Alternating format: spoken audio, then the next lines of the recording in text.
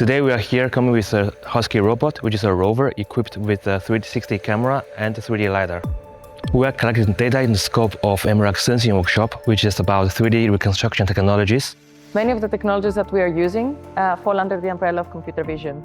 In order for someone to get into this field, they should know some sort of programming language, for example Python, but then follow all of the news and trends that are going on, especially with the developments of AI. We introduce 2D and 3D technologies such as photogrammetry and 3D point cloud mapping. This is a very intensive workshop. The students learn a lot of technologies in the span of a couple of days, but this experience is extremely rewarding because you get to know all of the technologies that are out there and you actually apply them. By the end of this workshop, the students are able to take whatever they have learned and incorporate it directly into their design workflow in order to enhance their decision making.